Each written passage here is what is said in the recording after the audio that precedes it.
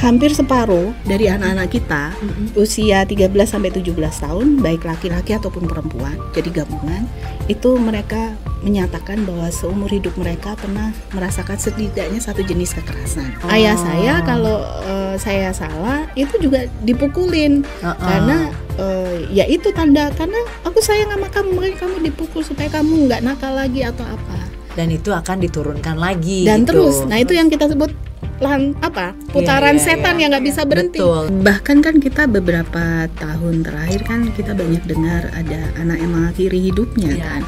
Nah itu sebetulnya juga sebagian dari mereka tuh korban perundungan. Ini juga it takes a village untuk bisa mengubahkan situasi dari yang berbahaya untuk anak menjadi lebih aman, ramah anak.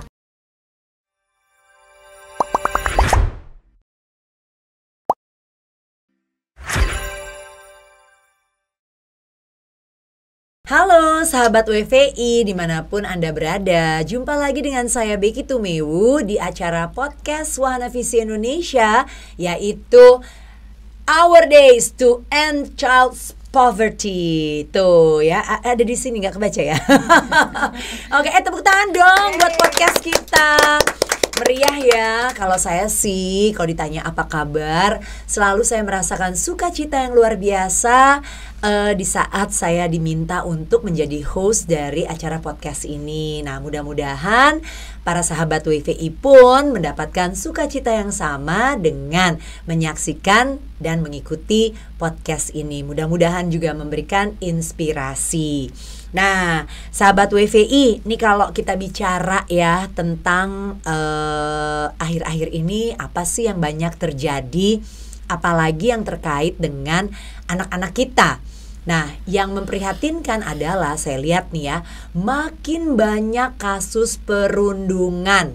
Tahu nggak perundungan? Perundungan nih yang kita kenal juga dengan istilah bullying. Tuh ya, makin banyak anak-anak mengalami bullying, perundungan. Kemudian makin banyak juga anak-anak melakukan bullying, perundungan. Dan ini terjadinya di mana? Banyak bahkan yang terjadinya justru di sekolah. Bayangin gak sih? Sekolah itu kan sebenarnya kan mestinya menjadi tempat yang aman dan nyaman untuk anak-anak kita. Tapi kok ini malah terjadi di sekolah, di tempat yang mestinya aman untuk mereka. Nah, kemudian kalau dilihat-lihat lagi, kenapa sih kok anak-anak sekarang sadis-sadis banget loh melakukan perundungan? Nah, kalau ini dibiarkan, bagaimana akhirnya generasi penerus bangsa ini mau jadi seperti apa? Mau membangun identitas kepribadian yang juga seperti apa? Nah ya, kalau kayak gini udah deh, emak-emak kayak saya bisanya ngomel. Dan kalau cuma ngomel-ngomel percuma. Jadi coba ya kita lakukan sesuatu yang lebih produktif dan informatif. Untuk itulah saya akan ngobrol bersama dengan 2 orang tamu saya hari ini. Nah, yang pertama adalah seorang sponsorship manager dari Wahana Visi Indonesia yang sudah mendampingi anak dan orang tua terkait perlindungan anak terutama di daerah 3T Indonesia selama 5 tahun sebagai Child Protection Specialist. Nah, selamat datang kita ucapkan kepada Kakak Nelly. Hai Kak Nelly. Apa kabar? Baik Bu Bek. Sehat? Sehat. Fisik mental? Yes. Mental kuat? Kuat Bu Bek. Bagus. Karena ini yang diperlukan ya oleh kita semua. Nah, di samping Kak Nelly sudah ada yang sudah menahan senyum ya. Udah bocor senyumnya Mbak ya. Ini ada Mbak Ciput. Nah, kalau Mbak Ciput Eka Purwanti ini adalah asisten deputi perlindungan khusus anak dari kekerasan dari Kementerian Pemberdayaan Perempuan dan Perlindungan Anak Republik Indonesia. Selamat datang Mbak Ciput. Terima kasih Mbak Bek. Sehat juga? Iyalah. Strong? Karena Fisiknya. menyemangati penyebutan kementeriannya tadi mantap sekali. Oh, mantep dong. Jadi aku harus ikut mantep. Hafal, iya, apalagi pemberdayaan perempuan, perlindungan anak, gitu. Tapi beneran deh, buat Mbak Ciput dan Kakak Nelly ini memang adalah perempuan-perempuan yang harus kuat dan harus tabah, harus punya energi ekstra, karena yang dihadepin ini juga sesuatu yang apa ya, bikin miris. Kadang-kadang jadi Bikin makannya leot. makan Bikin dalam, makan hati. dalam, patah hati, ya kan? Nah, oke. Jadi kita langsung aja nih ya, kita ngobrol. Sepertinya perlu diterangin deh ke Mbak Ciput dulu nih. Mbak Ciput, boleh nggak sih kita dikasih tahu fakta-fakta? Kan kalau tadi saya bilang, oh banyak tuh kayak apa sih Iya, gitu? betul. Fakta-fakta tentang kasus perundungan di lingkungan anak-anak kita di Indonesia ini, gimana? Ya, pertama tentu kalau peristiwa perundungan itu secara definisi ada perilaku yang ini selalu ada relasi kuasa yang tidak setara dan dilakukan berulang-ulang oleh pelakunya memang untuk merendahkan atau membuat si korbannya ini merasa rendah diri, sakit hati dan lain-lain. Jadi itu definisi. Nah, tapi sayangnya kita nggak punya survei khusus tentang itu. Tapi yang ada di Indonesia itu adalah survei nasional pengalaman hidup anak dan remaja.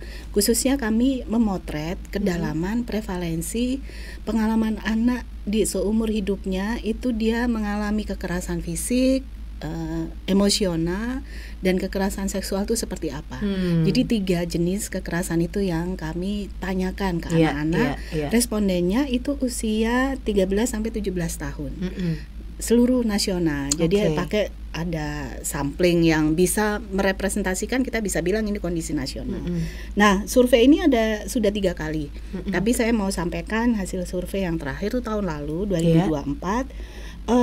Hampir separuh dari anak-anak kita usia 13 sampai 17 tahun, baik laki-laki ataupun perempuan, jadi gabungan, itu mereka menyatakan bahwa seumur hidup mereka pernah merasakan setidaknya 1 jenis kekerasan dalam hidup mereka. Itu 50% lebih, jadi 50,78%. Nah, kemudian kalau kita ingin melihat, karena survei ini pengalaman seumur hidupnya anak remaja tadi, terus untuk melihat ada perubahan nggak di setahun terakhir atau 3 tahun terakhir, itu kami tanyakan pengalaman mereka di 12 bulan terakhir alias setahun terakhir. Nah, itu ada penurunan, Mbak Becky. Jadi ini agak berita gembiranya. Dari yang tadinya separuh sekarang tinggal 30%. Jadi 3 dari 10 anak itu pernah mengalami kekerasan. Ya, artinya kita sudah upaya seperti WVI lakukan untuk edukasi orang tua semua ya, nggak hanya WVI, termasuk kami pemerintah daerah, itu kita bisa menurunkan 20%. Nah, tentu ini upaya yang harus terus berkelanjutan. Tetapi PR-nya adalah pada saat itu dibandingkan dengan data pelaporan atau pengaduan yang secara nasional juga kami himpun dari seluruh Indonesia, itu masih kecil sekali. Jadi contohnya tahun lalu, tahun 2024 itu hanya sekitar 20 ribuan anak yang mengadu bahwa mereka jadi korban kekerasan. Baik mereka sendiri mengadu atau diadukan oleh keluarganya atau orang lain. Nah, 20.000 banding tadi ada 30% dari total anak itu hampir 30 juta loh, Mbak Becky. Tapi kalau usia itu kan usia 0 sampai 17 ya, 30 juta. Taruhlah usia 13 sampai 17 tahun itu kita bagi sepertiganya aja ya. Sepertiga dari 30 juta artinya 10 juta. Nah, 30% dari 10 juta artinya ada berapa? 3 juta. 3 juta sementara anak. Ini cuma 20.000. Jadi masih besar sekali anak-anak itu yang nggak lapor. Either antara mereka nggak tahu mau melapor kemana, atau mereka nggak punya lingkungan yang aman untuk melapor. Takut. Iya, karena pelaku-pelakunya tadi disebutin orang dekat, temen. Bicara tadi di perundungan yang settingnya banyak terjadi di sekolah. Bayangin mereka setiap hari ketemu pelaku ini di lingkungan sekolah, dan jelas nggak akan berani untuk melapor. Karena biasanya nah ini persoalannya lagi. Kenapa perundungan tuh kok langgeng gitu terjadi? Karena ini juga yang kami ingatkan ke anak-anak, jangan jadi bystander. Jadi mereka tahu ada Tapi temannya mereka di diam diam saja. saja. Bahkan mungkin ikut menyemangati. Iya. Nah, ini yang Cari menyebabkan aman, atau memang ke bawah aja suasana gitu. Betul. Bisa jadi juga karena mereka nggak paham, ternyata ada di sekolah itu ada yang ditugaskan untuk menerima pengaduan. Nah, itu yang upaya berkesinambungan. Tapi persoalannya seperti itu. Jadi bagaimana memperkuat anak yang dianggap lemah oleh perundung itu untuk punya keberanian untuk melawan atau melapor. Kemudian bystander juga harusnya itu berpihak pada anak yang lemah. Karena kalau semuanya melawan, bayangin nih, pasti sekelompok perundung itu maksimal paling 10 orang. Kalau semua siswa di sekolah itu berani untuk melawan, minimal mendampingi anak ini, dikerubungi aja berapa anak, nggak bisa kok mereka. Benar. Nah, itu yang kita pengen sebenarnya dorong nih anak-anak gitu ya, untuk peduli, empati, karena bisa jadi nanti kamu sendiri loh yang jadi korban. Betul. Mbak Ciput, maaf, jadi tadi 3 kekerasan itu apa aja, Mbak Ciput? Oh ya, kekerasan fisik, mental, dan seksual. Tadi itu baru semua ya. Nah, ini kalau pengen ada lagi, kalau kekerasan fisik saja itu berapa persentasenya? Ini lebih kecil. Jadi kalau 18 dari 100 anak, jadi 18% ya. Itu yang bentuk fisik. Kemudian kalau kekerasan emosional itu 45%. Oh, paling banyak kayaknya. Paling banyak. Seksual itu memang rendah, tapi saya pikir itu nggak ada toleransi ya kalau kekerasan seksual terhadap anak. Betul. Itu sekitar ada 4%. Dan ini secara umum ya, bukan hanya terjadi di sekolah antar teman gitu ya. Ini secara umum. Jadi ini bisa dilakukan oleh siapapun gitu, termasuk oleh orang dekat gitu, yang kayak tadi kita bahas. Dan memang kebanyakan itu yang terjadi. Benar. Dan teman sebaya tadi memang betul paling banyak. Karena berapa? 66% dari kasus itu pelakunya teman sebaya, Mbak Becky. Oke. Duh, luar biasa ya, memprihatinkan sekali. Nah, sekarang ke Kak Nelly nih berarti. Wahana Visi Indonesia ini kan udah melayani di 83 kabupaten kota di 18 provinsi di Indonesia ya, Kak Nelly ya. Nah, Kak Nelly boleh dong diinfokan kalau fakta-fakta kekerasan di wilayah dampingan WV itu seperti apa? Ya. Sebenarnya tadi waktu Bu Ciput menjelaskan datanya secara persentase nggak akan beda gitu, kurang lebih sama gitu. Jadi ini kita pakai data yang tadi kita terima gitu ya sebagai laporan itu 1 tahun di 2024 aja 207 kasus gitu ya. 207 kasus yang mana sebenarnya juga kita kan zero toleransi ya untuk kekerasan, satu juga tuh besar gitu. Dan kalau di Wahana Visi tercatatnya tuh yang besar persentasenya adalah kekerasan seksual. Itu 82, terus perkawinan usia anak itu peringkat kedua, dan yang terakhir peringkat ketiga besarnya itu kekerasan fisik gitu. Nah, mungkin saya mau nambah yang Bu Ciput, kayaknya Bu waktu tahun 2018 apa 19 gitu ya, baru mulai tren anak-anak juga sebagai pelaku gitu. Itu di WVI juga gitu ya. Saya ingat banget waktu saya masih bertugas tuh anak SD ke anak PAUD gitu ya. Dan itu di pedalaman lagi gitu ya. Jadi itu kayak how come kok bisa gitu ya. Nah, jadi itu saya perhatiin trennya tuh di 2018 sampai 19 waktu kita juga survei di WVI juga kementerian juga survei, angka itu muncul gitu bahwa anak sebagai pelaku itu meningkat. Dan semakin muda usianya. Betul. Jadi anak menganiaya anak gitu ya. Betul. Jadi mungkin kayak ada dua, nanti kita mungkin bisa diskusi juga antara memang dia juga melihat gitu ya, mencontohkan ya dari siapa gitu ya, atau memang dia seperti penasaran gitu ya. Ada rasa perasaan apa ini ya, seru ya kayaknya kalau begini gitu ya. Nah, ini nih sebenarnya adalah pertanyaan saya yang berikut nih. Kenapa ya anak-anak ini kok jadi pelaku perundungan gitu? Berdasarkan dari penelitian di lapangan atau informasi yang didapatkan, tidak secara khusus meneliti tapi info yang datang gitu dari pelaporan atau apapun gitu. Apa nih yang Mbak Ciput dan Kak Nelly lihat? Mbak Ciput dulu deh boleh. Kenapa sih mereka jadi pelaku gitu? Ya, kebanyakan pelaku itu sebelumnya adalah korban, Pak Becky. Jadi itu.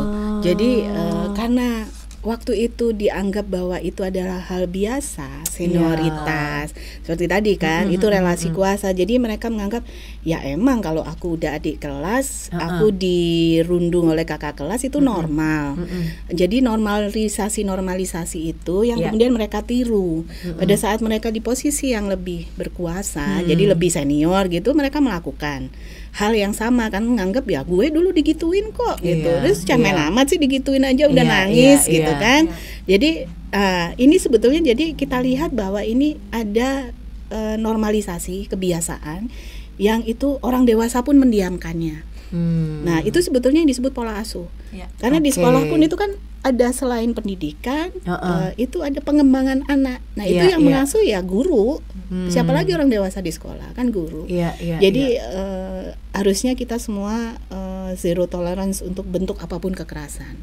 Nah kemudian bisa jadi anak pelaku itu kalau dia misalnya bukan latar belakang dia korban, di rumah dia melihat pola pengasuhan atau pola relasi orang tua yang dengan kekerasan. Jadi apalagi kalau ibunya atau biasanya ibu ya yang jadi korban, meskipun ada bapak-bapak yang jadi korban, dia melihat ibunya nggak melawan atau pola orang pelaku kekerasan itu kan selalu up and down ya. Pada saat dia menyesal dia minta maaf manis sekali sama ibunya, ibunya memaafkan. Lama-lama anak melihat itu pola relasi yang benar. Kasih sayang yang benar. Karena mereka tidak melihat cara yang lain. Untuk menyatakan dia pikir itu bahasa sayang yang benar. Ayah saya kalau saya salah itu juga dipukulin karena ya itu tanda karena aku sayang sama kamu makanya kamu dipukul supaya kamu nggak nakal lagi atau apa. Dan itu akan diturunkan lagi. Dan gitu. terus, nah itu yang kita sebut putaran setan yang nggak bisa berhenti. Betul. Kita harus cut ini. Benar. Apa upayanya harus diputus rantainya. Ada perubahan pola asuh orang tua, relasi orang tua dengan anak yang berbasis kasih, kemudian kepentingan terbaik anak, kemudian ada pola komunikasi yang baik di keluarga, non toleransi. Jadi anak sedari kecil dia melihat di rumah kakaknya, tetangganya, di semua lingkungan dia bilang, oh rupanya menyayangi itu ya dengan bahasa kasih yang bukan dengan kekerasan. Pasti kok dia nggak akan melakukan gitu. Nah, pasti banyak sih penyebab lain. Mungkin Mbak Nelly mau nambah. Mbak Nelly berdasarkan pengalaman. Betul, highlightnya tadi mungkin role model juga ya Bu Bek. Mulai dari rumah, terus juga lingkaran kedua anak, masyarakat. Gitu ya, lihat tetangga-tetangga mungkin ya biasa itu mungkin kasih kan bilang kayak kamu jelek gitu ya. Jadi nggak dianggap itu sebenarnya sesuatu yang itu bukan bentuk yang benar gitu ya. Belum lagi dengan media sosial gitu ya. Menurut saya juga perundungan dianggap secara keren gitu ya. Betul. Kayak ngata-ngatain temannya gitu dengan gampang ngevideoin dan menyebarkan. Betul. Dan mereka lihat dari mana? Mungkin kita juga orang dewasa mencontohkan itu secara tidak sadar gitu ya. Kita kayak kasih ruang di publik gitu ya. Kamu berhak untuk seolah-olah mengata-ngatain orang lain gitu. Jadi kayak di semua lingkaran anak ini juga role model itu kecil ya yang bisa menunjukkan bukan itu bentuknya gitu ya. Kita harus hormatin orang gitu ya, harus ini itu kecil sedikit lah gitu. Guru-guru juga di sekolah kalau kita mau telisik gitu ya, baru tahun berapa ya kita baru menerapkan pengajaran yang positif gitu dengan disiplin yang positif di sekolah gitu. Kayak dulu ya zaman kita juga Ibu Bek terlambat disuruh hormat bendera lihat matahari. Gak ada relevansinya apa hubungannya kita terlambat harus hormat bendera. Saya belajarnya ya berarti kamu ditambah. Itu konsekuensinya harusnya seperti itu. Jadi memang minim role model juga. Saya juga mau berusaha nggak mau 100% menyalahkan orang tua atau guru gitu ya, karena mungkin juga mereka nggak dikapasitasi dan nggak ada kesadaran mau saya harus berubah juga nih ya. Dan mereka nggak ada tempat untuk mereka konseling. Betul. Kan pasti belajarnya kemana sih pengasuhan? Kan sebetulnya nggak ada sekolahnya ya. Betul. Itu makanya itu kami Kementerian PPPA itu sejak beberapa tahun kemarin di bagian dari pendekatan kebijakan kabupaten kota layak anak. Jadi kami mendorong semua kepala daerah itu ayo wujudkan wilayah kekuasaanmu itu jadi kota yang layak anak. Betul. Nah, untuk layak anak itu apa? Kita kasih indikatornya. Ayo wujudkan itu. Nah, salah satu untuk tadi pengasuhan, karena itu basic banget, mulai dari rumah. Apapun anak itu dibentuk di rumah kok gitu. Dari orang tuanya. Nah, kami minta mereka bentuk pusat pembelajaran keluarga namanya, Puspaga singkatannya. Nah, di situ harus diisi psikolog dan konselor. Jadi siapapun orang tua lagi bingung, ini anak saya kok nggak bisa ya saya ngobrol sama anak gitu, dia selalu menolak dengan lain-lain, ayo datang bareng-bareng ke konselor pengasuhan. Nah, itu udah semakin kayaknya, kalau kota besar kayaknya udah semakin biasa ya Mbak Peggy. Beberapa orang tua udah paham, saya perlu profesional gitu, setidaknya tanya yang ahli.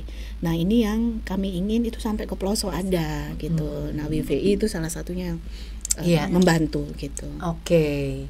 Nah, berarti kalau dilihat ya, berarti kan ini kan perundungan tuh memberikan efek negatif, baik terhadap yang melakukan dan pasti untuk yang menjadi korban gitu. Nah, berdasarkan pengalaman dari Mbak Ciput gitu ya, Kak Nelly gitu, apa nih efek-efek negatifnya bagi mereka? Kita mulai dari korban dulu deh ya. Dari korban dulu. Mungkin kalau kayak di kita ya Bu Pek ya, daerah pedalaman gitu, tentu tadi ya belum tersedia layanan pemerintah juga kan belum sampai ke belum sampai ya. Jadi kan memang kita mendampingi ya, biasanya itu yang tadi tentu mereka akses ke pendidikan akan terputus karena mereka udah langsung nggak bisa punya kekuatan juga gitu ya untuk hadir di sekolah. Apalagi misalnya nih kita ada terima salah satu kasus pelakunya kepala sekolahnya, gitu. Itu aja udah merugikan anak ya. Dari aspek dia sebenarnya harus ke sekolah mendapatkan pendidikan, dia jadi nggak bisa selalu mendapatkan kekerasan seksual oleh kepala sekolahnya gitu. Belum lagi secara psikis gitu ya, pasti itu terbayang-bayang, mimpi buruk gitu ya. Bahkan tadi efek terbesarnya adalah dia juga bisa jadi pelaku melakukannya gitu ya, kepada orang lain lagi gitu ya. Iya, betul. Dan seringkali ini juga kita temukan ya orang tua juga nggak tahu harus seperti apa gitu ya.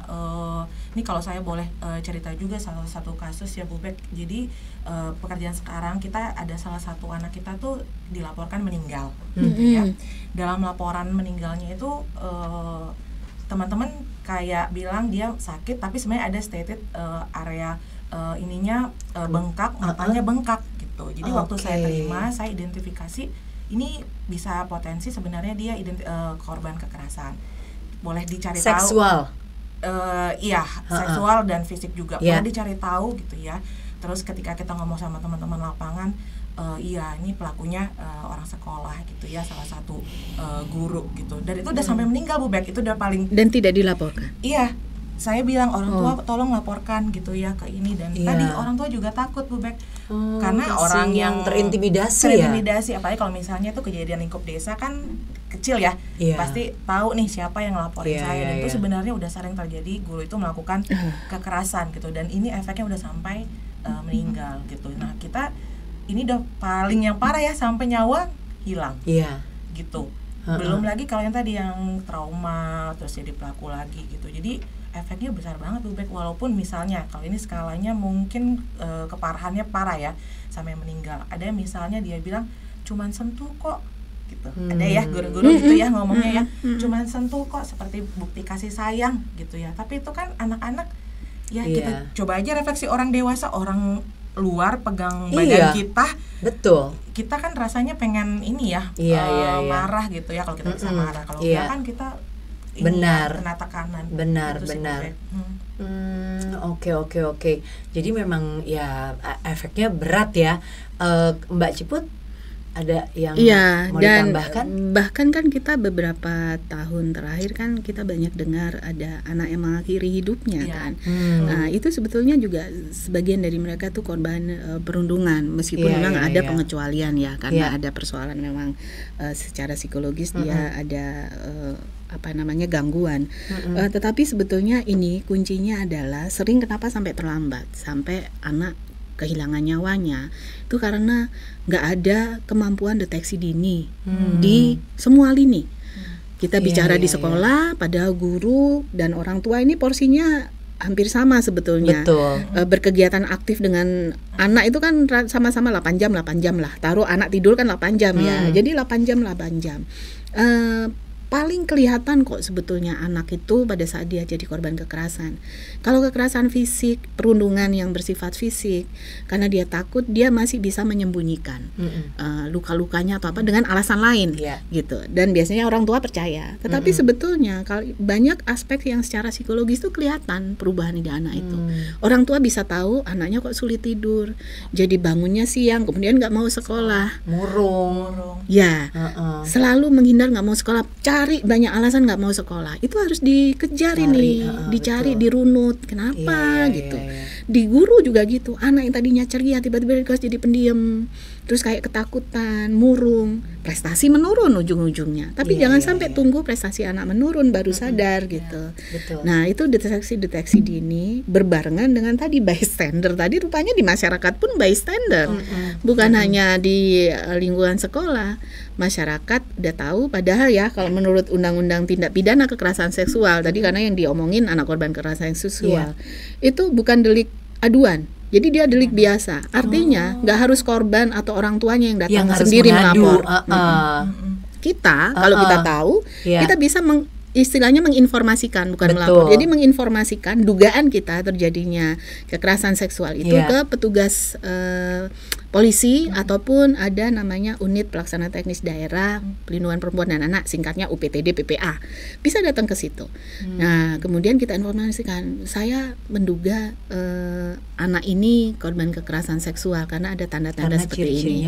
Ya, dan itu sudah jadi tugas oleh para petugas ini, amanat undang-undang, untuk melakukan penjangkauan, untuk kemudian memeriksa, melidik dulu, betul nggak ini ada tanda-tanda anak ini korban kekerasan. Dan itu untuk anak bisa psikolog yang diminta untuk ngomong dengan anak, karena perlakuan untuk anak yang berhadapan dengan hukum itu beda dengan orang dewasa. Jadi Pak polisi atau Ibu polisi datang juga nggak boleh pakai seragam, karena anak udah takut, udah ini nggak berani cerita, dan bahkan mungkin psikolog yang harus bicara. Dan itu semakin kecil umur anak yang jadi korban kekerasan, Mbak Becky. Jadi kayak kasus yang Kuburaya nih, kita lagi ngomong Kuburaya itu pelakunya bebas, Mbak Nelly ngikutin nggak? Kakek pelakunya. Kakek melakukan kejahatan seksual ke cucunya sendiri. Dan cucu itu masih umur berapa? 1,5 tahun. Gila sih. Kakek ini nafsu kepada cucunya. Ini darah dagingnya loh, cucu 1,5 tahun. Dan anak kecil loh, maksudnya itu sakit sih. Iya, betul. Iya kan? Iya. Itu sakit dong. Dan itu ini sakit kemudian jiwa, gitu. Betul. Banyak sekali PR kita, tidak hanya masyarakat, nanti juga aparat penegak hukum itu juga harus semuanya harus disamain nih mindsetnya. Jangan kalau masih banyak beberapa hakim atau jaksa masih bilang nggak ada yang saksi yang melihat terjadinya kekerasan seksual. Namanya kekerasan seksual kalau disaksikan tuh pertunjukan. Benar, betul. Mana ada orang mau melakukan kejahatan dia mengambil saksi. Korban itu adalah saksi. Nah ini yang sering dianulir. Mereka minta ada saksi lain gitu. Nah khusus, boleh kan bahas kasus ya? Boleh. Kuburaya. Saksinya itu sepupunya dari korban yang masih usianya juga bawah umur. Jadi kalau nggak salah 3 tahun atau apa. Dan itu hakim nganggap tidak sah, tidak karena pada saat ditanya hakim anak diem aja, nggak ada yang menjawab. Dan ini lagi kita kembali di proses peradilan terhadap anak itu harus betul-betul memperhatikan kepentingan terbaik anak, termasuk jam penyelenggaraan. Ternyata kami kaji sidangnya jam berapa? Jam 8:30 malam. Anak menunggu udah dari siang. Ngantuk dong, capek dia. Udah capek, lapar, ngantuk. Ditanya yang dia udah berkali-kali dia pasti memberikan kesaksian. Bayangin. Nah, ini nih yang kami sedang berupaya untuk melakukan meminta jaksa untuk banding supaya nanti kami setidaknya bisa bantu saksi ahlinya yang bisa mendukung. Kasihan ini, betul. Korban nggak ada keadilan. Boro-boro nanti kita minta upayakan restitusi ya untuk korban. Pelakunya kakeknya sendiri. Ya itulah Mbak Becky. Yang bikin kadang itulah patah hati tadi. Maksudnya juga mungkin bukan masalah sekedar restitusi atau apapun. Ini juga sudah menjadi apapun yang dilakukan dan keputusannya nanti juga tidak menghidupkan kembali anak ini, tapi setidaknya ini kan bisa menjadi contoh untuk masyarakat bahwa nggak boleh kayak begini supaya tidak berulang. Tadi itu harus ada kasus, ditengarai udah lama katanya harus ada efek jerah dong gitu kepada masyarakat untuk tidak melakukan hal yang sama gitu, bahwa ini nggak bener gitu kan. Oke, nah Mbak Ciput, berarti kalau upaya pemerintah nih Mbak untuk mengurangi bahkan menghilangkan deh dalam waktu jangka panjang ya tentunya kasus-kasus atau perundungan atau kekerasan lah di masyarakat ini bagaimana? Apa aja? Ya, yang pasti itu harus ada jaminan keadilan dulu kan bagi masyarakat. Nah itu kita rangkaian peraturan perundang-undangannya sudah lengkap Mbak Becky. Seperti tadi disebutkan, lengkap deh kalau peraturan untuk perlindungan anak itu jaminannya banyak. Nah, tinggal kemudian kita diimplementasinya. Yang ini selain penanganan, tapi kami ingin sebetulnya konsentrasi di hulu itu di pencegahan. Jadi harusnya investasinya tuh besar di pencegahan. Jadi kami dorong pemerintah daerah tadi melalui kalau kepala daerahnya pingin wilayah kekuasaannya itu jadi kota yang layak anak, itu kita review setiap tahun dan dikasih penghargaan. Kalau dia bisa menunjukkan capaian-capaian indikator tersebut, ada level-levelnya Mbak Becky. Nah, itu adalah sebetulnya untuk itu, memastikan bahwa sumber daya yang ada, pajak yang disetor oleh masyarakat itu dikelola dengan baik untuk dia lingkungan kotanya itu aman buat anak. Daerah-daerah yang rawan kekerasan terhadap anak itu penerangannya cukup. Anak-anak yang di pelosok, dia untuk akses ke sekolahnya yang jauh itu ada transportasi yang aman. Bukannya mereka terus jalan lewat hutan atau jembatannya malah putus. Nah, sebetulnya jadi holistik itu kota layak anak itu ya semua. Jadi dari sarana fisik, kemudian bantuan-bantuan sosial, misalnya yang nggak punya akses ke pendidikan ya harus free gitu. Meskipun memang sudah free ya, tapi kan untuk menuju ke sekolah biaya yang lain itu kan banyak. Nah itu skema-skema itu sudah ada, tetapi nggak cukup lah. Negara ini sumber dayanya nggak cukup untuk kita belum state welfare ya, yang sistem kesejahteraannya itu betul-betul top down gitu ya untuk masyarakat by name by address itu dapat gitu ya. Kita kan masih by system, mereka dari keluarga yang tidak mampu, yang miskin itu masuk yang disebut daftar DTKS. DTKS sendiri terbatas. Nah ini yang kemudian perlu nih keterlibatan masyarakat. Jadi tidak hanya pemerintah nggak bisa kok bekerja sendiri, Mbak Becky. Jadi dan itu amanat Undang-Undang Perlindungan Anak ada di pasal 20 nanti kalau dicari. Jadi masyarakat itu juga turut bertanggung jawab memberikan perlindungan pada anak. Berkontribusi. Kalau dia mampu di aspek pemenuhan hak tadi memfasilitasi anak akses ke pendidikan, fasilitasi akses anak kesejahteraan, ke kesehatan atau sarana prasarana, ya silakan. Nah, ada yang kontribusi nanti di hilir pada saat anak jadi korban dia perlu rehabilitasi atau dia perlu rumah aman atau pengasuh pengganti seperti tadi. Pelakunya misalnya tadi saya sebutkan pelaku kakek. Nah, ternyata anak ini misalnya memang tinggalnya cuma sama si kakek. Nah, siapa yang harus ngasuh? Negara itu harus hadir. Nah, bisa jadi itu kontribusi masyarakat juga di situ bisa. Banyak. Nah, tapi kemudian kami ingin memastikan bahwa implementasi berbagai undang-undang tadi itu juga di daerah jelas ada yang ditugaskan untuk sebagai pengampu memberikan layanan, mulai dari layanan pengaduan sampai pendampingan hukum, rehabilitasi, sampai anak ini siap pulih kembali ke lingkungannya. Dan itu ada loh anak yang harus didampingi oleh psikolog selama 4 tahun untuk dia betul-betul bisa menghilangkan traumanya. Jadi memang kalau sudah sampai jadi korban, biayanya itu 3-4 kali lipat daripada investasi kita untuk pencegahan. Oke. Duh, luar biasa ya, nggak main-main loh permasalahan ini. Nggak main-main. Berarti Kaneli, berarti Wahana Visi mengambil peran dalam hal ini. Apa saja yang dilakukan oleh Wahana Visi ya di wilayah-wilayah layanan untuk masalah kekerasan pada anak ya, terutama perundungan ini. Jadi kalau tadi kita bicara perlindungan anak, Bu Bek ada 2 ya, di pencegahan sama di tindak lanjutnya ya, pelaporan segala macam.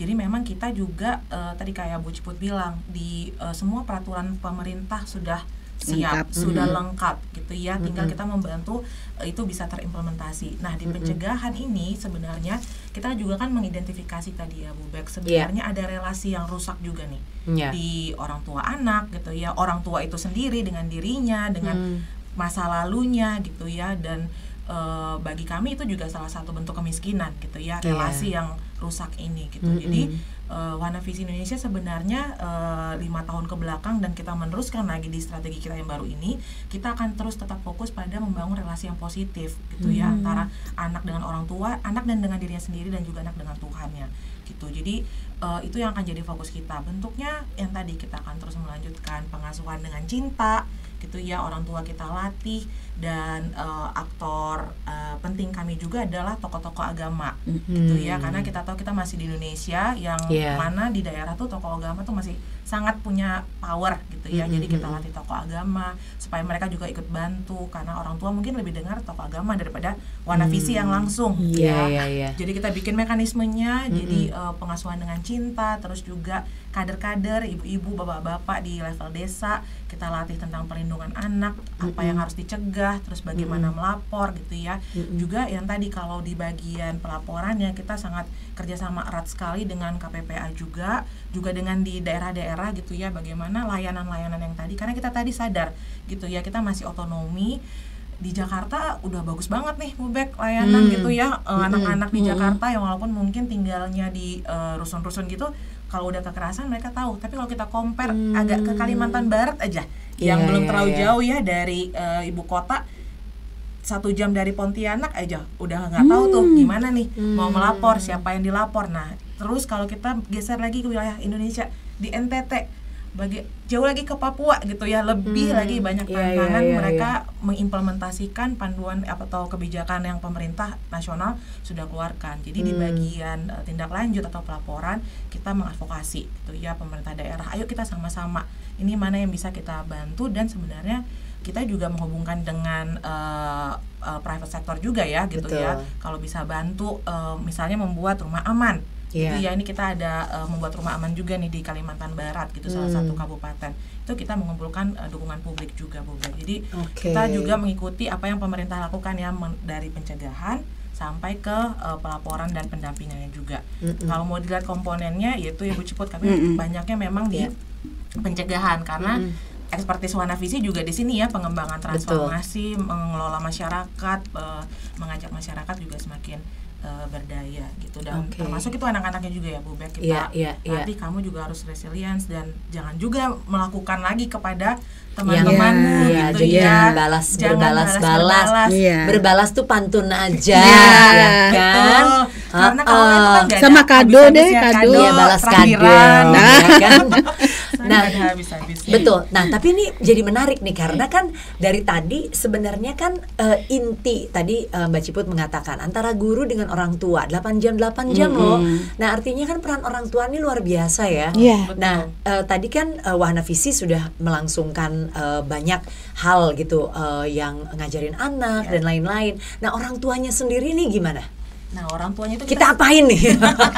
Ya diedukasi juga. Diedukasi juga. Itu dilakukan. Pengasuhan dengan cinta tadi. Jadi tokoh agama turun ke orang tua dan itu kita monitor gitu ya. Jadi berapa orang tua yang udah dilatih gitu ya terkait dengan pengasuhan dengan cinta ini gitu. Dan sebenarnya yang tadi makanya saya semenjak ada di dalam sini pengasuhan dengan cinta, bertemu dengan orang tua yang tadi Bu Bek, saya juga nggak bisa menyalahkan mereka 100% begitu. Karena juga mereka nggak tahu. Saya lihat orang tua saya begitu. Ya dulu begitu. Saya juga ya. diperlakukan demikian gitu ya. Demikian, Oke. Jadi rantai ini ya. Makanya kita putuskan di situ. Jadi sebenarnya salah satu komponen penting dalam pelatihan itu adalah yang tadi terkait dengan masa lalu. Mereka harus selesai dulu itu, putus, kita mau masuk ke lembaran yang baru dan mereka nggak bisa meneruskan ke anak-anaknya. Itu perjalanan panjang ya Bu Bek. Ini juga sering banget misalnya kader-kader kita gitu ya. Dia udah kita latih gitu ya. Ada juga tuh yang kayak lolos juga, ternyata juga dia masih belum bisa menerapkan gitu, melakukan pada anaknya lapor ke kita misalnya gitu-gitu ya. Jadi kayak ini perjalanan panjang lah, semua orang harus memberikan contoh, kita juga yang dekat dengan mereka gitu. Nah, kalau pemerintah nih, kementerian ya, Mbak Ciput, kalau ke sekolahnya bagaimana nih? Kan ini kan, jadi kan kita mau mencapai tujuan yang harus dilangsungkan bersama gitu kan, terintegrasi gitu antara di rumah, di sekolah, kemudian anak-anak itu sendiri gitu kan. Ini kan kayak ada 3 pihak nih. Nah, 3 pilar. Kalau di sekolah gimana? Dari kementerian masuk ke sekolahnya gimana? Ya. Tentu lembaga pendidikan itu ada 2 kementerian yang punya mandat mengampu. Jadi ada Kementerian Agama untuk sekolah-sekolah yang berbasis keagamaan. Kemudian ada Kemendikbudrismen. Nah, ini kan pendidikan dari dasar sampai menengah. Nah, kami tahun lalu itu tahun 2023 akhir itu ada 7 lembaga, kementerian dan lembaga yang menyepakati bersama-sama semenjak Mas Nadiem waktu itu menandatangani peraturan Menteri Pendidikan Kebudayaan Ristekdikti pada Ristek saat itu tentang pencegahan dan penanganan kekerasan di satuan pendidikan. Nah, di situ itu peraturan menteri yang dibuat lengkap Mbak Becky, memperbaharui peraturan sebelumnya yang dibuat tahun 2015. Apa hal yang berbeda itu adalah bahwa yang jadi subjek perlindungan dari peraturan ini tidak hanya siswa, tetapi juga tenaga kependidikan, orang-orang semua yang disebut warga satuan pendidikan. Bisa jadi kan di situ ada kantin, ada petugas kebersihan, ada siapa. Jadi nggak hanya guru, siswa antar siswa. Ini semua jadi subjek hukumnya. Nah, kemudian di situ secara kelembagaan harus dibentuk tim namanya, tim pencegahan penanganan kekerasan. Semua sekolah harus bentuk. Dan mereka latih, nggak cuma disuruh bentuk aja, dilatih, mereka harus melakukan apa dan bagaimana merespon kalau ada kasus secara tadi bertahap. Jadi ada asesmennya, klarifikasi para pihak. Kemudian ada mekanisme rujukannya, karena nanti begitu ditemukan nih ada yang ini masih bisa, namanya kita juga balik, saya ingatkan lagi ada Undang-Undang Sistem Peradilan Pidana Anak itu restoratif justice. Kita ini negaranya memang sudah sangat berpihak pada anak, Mbak Becky. Di situ bahwa tadi anak pelaku itu juga berhak untuk dapat perlindungan loh. Bukannya semena-mena dia langsung dihukum aja. Efek jerahnya, nah masyarakat kan bilang kalau efek jerah ke anak itu harus dihukum seberat-beratnya. Padahal tidak. Dari Undang-Undang SPPA ini amanatnya semua anak itu adalah korban. Betul. Pendekatannya. Apapun pada saat dia lakukan pasti begitu dirunut dia sebelumnya adalah korban. Korban dari sistem, korban dari pengasuhan yang tidak layak dan seterusnya. Jadi semua pihak ini di assessment kebutuhannya apa. Bahkan intervensinya bisa jadi orang tuanya yang harus dididik. Lingkungan dia tinggal yang harus diubah. Nah, itu kemudian tentu gak bisa nih sekolah sendirian. Jadi balik lagi nanti dengan sistem masyarakat sama Pemda. Nah, itu ya, jadi lengkap harus ada. Kemudian setelah dibentuk tim ngapain? Ya harus bikin upaya-upaya pencegahan, Mbak Becky. Mengedukasi terus menerus, mengedukasi anak-anak, tidak menormalisasi perilaku kekerasan, termasuk para guru menerapkan tadi disiplin positif. Jadi pendidikan dengan disiplin positif. Kalau anak terlambat, berarti dia terlambat 30 menit dari jam belajar, berarti nanti dia ditambah waktunya untuk dia belajar sendiri, dikasih tugas misalnya, bukannya dihukum, tapi dia langsung masuk kelas supaya nggak semakin panjang dia ketinggalan pelajaran. Betul. Ya kan, kita cuma menghukumnya gitu. Hal-hal lain lah. Jadi hukuman-hukumannya itu yang relevan untuk bisa membantu anak ini semakin lebih baik dan tidak mengulangi. Oke. Kemudian tadi yang anak-anaknya dilatih juga oleh Kemendikdasmen itu ada disebut ROOTS. Jadi, ROOTS itu adalah pencegahan untuk perundungan di sekolah. Jadi anak-anak nanti dilatih semua, kemudian mereka memilih championnya yang jadi kayak duta gitu, yang akan jadi dia supaya bystander tadi semakin hilang. Dibuat seperti itu. Dan insentifnya apa? Kalau mereka nggak memenuhi ini kriteria, ya nanti misalnya dana bosnya kan ada koreksi jumlahnya. Nah itu tuh kan mereka nggak mau. Betul. Ya, jadi itu ya yang di sekolah. Di samping kemudian kami juga membuat standar-standar karena mereka sebagai satuan pendidikan yang juga punya tugas pengasuhan. Sarprasnya juga harus ramah anak. Sarprasnya ramah anak. Selain manusianya SDM-nya ramah anak, sarprasnya juga harus ramah anak. Jadi ada beberapa indikator yang kemudian kami mengundang partisipasi sekolah untuk mempergunakan instrumen ini. Mereka mengevaluasi sendiri dan kita cek verifikasi kalau benar, ada dikasih reward lah. Jadi mereka merasa oh ya upayaku ini ada acknowledgement gitu. Ada oh iya ini ada penghargaannya. Jadi ada apresiasi juga betul. Jadi ya semua sistem kita coba lah Mbak Becky gitu. Dan itu tidak bekerja sendirian. Termasuk yang lingkup pendidikan pesantren. Nah, ini lain lagi. Betul. Nah, Kementerian rentan Kementerian Agama baru saja nih Pak Menteri Agama mengeluarkan peraturan Menteri Agama yang berisi ini peta jalan mereka untuk menuju pesantren ramah anak. Ada nih targetnya 3 tahun, mereka pengen semua pesantren itu ramah anak. Ya, jadi ini hal yang positif. Jadi di sekolah-sekolah, kalau di sekolah biasanya yang kalau sekolah Kristen Katolik itu Katolik lebih keras ya disiplinnya. Nah, itu juga kami rangkul semua. Jadi semua denominasi agama di Indonesia itu kami sudah kumpulkan melalui Kementerian Agama, menyampaikan tentang penerapan disiplin positif tadi, juga memastikan pengasuhannya itu untuk kepentingan terbaik anak di proses-proses pendidikan. Waduh, luar biasa ya. Jadi nggak salah tuh kalau dikatakan it takes a village ya to raise a child gitu. Jadi bayangin ini juga it takes a village untuk bisa mengubahkan situasi dari yang berbahaya untuk anak menjadi lebih aman, ramah anak gitu ya. Oke, nah berarti ini pertanyaan terakhir dari saya. Buat Kak Nelly dan Mbak Ciput nanti gantian aja. Apa kira-kira pesan yang ingin disampaikan untuk siapa aja nih yang lagi nonton podcast kita nih, lagi nonton obrolan kita terkait dengan ya ini kasus-kasus yang ada di masyarakat perundungan anak dan bagaimana harus menghadapinya sebagai bagian dari masyarakat.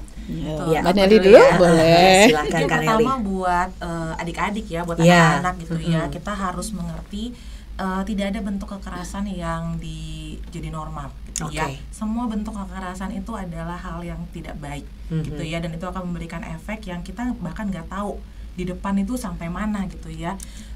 Kita bayangkan ya kalau kita merundung teman kita gitu ya, terus tiba-tiba dia mengakhiri hidupnya hanya karena kita pikir itu biasa, tapi dia mengakhiri hidupnya, pasti kita juga akan terbeban ya. Betul. Jadi tidak ada bentuk kekerasan yang bisa kita tolerir gitu. Jadi adik-adik juga harus, walaupun adik-adik kesulitan gitu ya Bu Bek ya, nih saya harus lihat siapa nih di rumah saya begini, guru saya begini gitu ya. Jadi apalagi adik-adik yang remaja ya, udah pegang HP, lihat medsos, memang cari dengan sengaja. Saya belajar dari siapa ini supaya saya bisa jadi punya hubungan yang positif dengan teman-teman saya, dengan guru saya, dan juga dengan orang tua gitu ya. Dan juga kalau buat orang tua, bersyukur ya, nanti Bu Bek coba lihat pengalaman dulu mengasuh ya Bu Bek dengan resources yang terbatas. Dan di zaman sekarang udah banyak gitu ya. Harusnya orang tua lebih proaktif gitu ya, jangan puas hanya yang penting saya kasih dia makan, kasih dia sekolah gitu, jangan gitu, karena anak-anak sekarang makin kita harus imbangi gitu ya, karena dia lebih pintar kadang-kadang dari kita gitu ya, orang dewasa, orang tua. Jadi banyak resource, akses, dan yang kita lindungi nggak hanya anak-anak kita aja gitu ya, semua anak-anak gitu, karena kalau anak kita lindungi aja, yang lain tidak, sedikit banyak pasti anak kita terikut juga tuh. Betul. Gitu. Jadi orang tua juga harus proaktif memberdayakan dirinya, memperkaya dirinya dengan materi, terus juga melindungi anak dan anak-anak lainnya gitu ya, dan juga jangan kita bisa jamin ya, tadi Bu Ciput udah bilang kalau menemukan kekerasan jangan ragu untuk melapor gitu ya. Kalau kita nggak melapor justru kita menambah penderitaan anak yang menjadi korban itu gitu ya. Tentu dengan cara yang bagus ya, melapornya juga bukan dengan langsung live di Facebook juga gitu ya Bu Ciput ya, atau di Instagram. Jadi ikuti sebenarnya prosedur yang benar, yang baik, cari informasinya. Gampang banget melaporkan kekerasan pada anak, pasti akan keluar gitu. Jadi itu juga perlu dilaporkan, dan kita juga pemerintah, tokoh agama, semua pihak lah gitu. Kita mau anak-anak Indonesia membangun negara kita kan ya Bu Bek ya. Betul. Gitu. Jadi kualitas mereka tuh harusnya kualitas terbaik gitu, bukan kualitas anak-anak yang hidup penuh dengan trauma. Benar. Penuh dengan trauma dan dendam. Dengan dendam gitu. Jadi itu yang harus kita pegang sama-sama supaya nanti Indonesia semakin lebih baik lagi. Oke, nah Kak Nelly, Mbak Ciput, tadi Indonesia Emas 2045 nggak akan berhasil kalau mereka yang saat ini umurnya belum 23 tahun tidak kita kuatkan kapasitasnya, kemudian juga perilakunya, akhlaknya, moralnya, apalagi pemahaman dia terhadap hak-hak dia, dan juga mari adik-adik, anak-anak jangan bystander, tapi berdiri bersama untuk teman-teman yang kondisinya lemah dan menjadi korban perundungan. Kemudian bagi orang dewasa dan juga anak-anak juga, yang karena kita kan juga mengundang partisipasi anak-anak.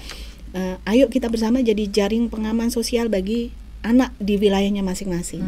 Ya tidak menjadi bystander tadi. Jadi saling melindungi dan lapor ke 129 kalau tadi menemukan, mengetahui, mendengar atau bahkan mengalami sendiri, telepon aja ke 129. 129 ya. Gampang nomornya 129. Dan layanan ini sudah dijamin oleh pemerintah, tersedia sampai ke seluruh pelosok. Ya memang mungkin nanti waktu responnya yang akan berbeda-beda karena jarak Indonesia ini sangat luas. Belum yang daerah kepulauan, Mbak Becky, Indonesia ini tantangan yang luar biasa untuk Indonesia. Tetapi pemerintah berupaya mengupayakan, dari pengaduannya sudah tersedia, dan ini tidak hanya telepon, kami juga untuk yang dia bisanya melalui internet ada laman khusus, jadi lapor sapa 129@kemenpppa.go.id. Di situ sudah ada pilihannya, silahkan adik-adik bisa mengakses, atau melalui WhatsApp juga ada, nomornya 08 111 129 129. Jadi kami sudah buat semuanya mudah diingat, lebih mudah ya. Aduh, terima kasih Mbak Ciput, Kak Nelly, terima kasih. Bicara tentang bystander tadi yang disebut sama Mbak Ciput, inget ya buat semuanya, mau Anda adalah orang tua atau setengah tua atau tua banget atau anak-anak atau mau memberikan contoh kepada anak-anak, ingat sesuatu yang salah walaupun dilakukan rame-rame, banyak banget yang melakukan itu tetap salah. Kalau Anda melakukan yang benar, walaupun Anda sendirian dimusuhin satu dunia, itu adalah sesuatu yang benar dan layak untuk dipertahankan. Setuju? Setuju banget. Nah, jadi mudah-mudahan kita semua bisa menjadi pribadi-pribadi dewasa yang bisa diandalkan untuk membuat atau menciptakan tempat yang layak untuk anak-anak kita, supaya anak-anak ini bisa menjalankan peran tanggung jawabnya, menikmati masa-masa dia menjadi anak-anak dengan sehat, gembira, aman, sehingga mereka akan menjadi generasi penerus bangsa Indonesia yang lebih keren, tanpa luka batin, tanpa dendam, dan tanpa nafsu juga untuk curang dan memiliki apa yang bukan menjadi miliknya. Itu dia nilai-nilai yang baiklah yang ingin kita tanamkan untuk anak-anak ini. Kak Nelly, Mbak Ciput, terima kasih. Selamat kembali berjuang ya. Titip anak-anak, titip anak-anak Indonesia sambil tentunya kita semuanya juga ikut memperjuangkan hal yang baik. Jadi sahabat WVI, terima kasih sudah mengikuti obrolan kita ya hari ini, obrolan kami, dan mudah-mudahan bisa menjadi inspirasi. Jangan lupa untuk tetap ikuti obrolan kita di podcastnya Wahana Visi Indonesia, Our Days to End Child's Poverty, bersama saya Becky Tumeu dan juga teman-teman lainnya. Sampai jumpa. Bye.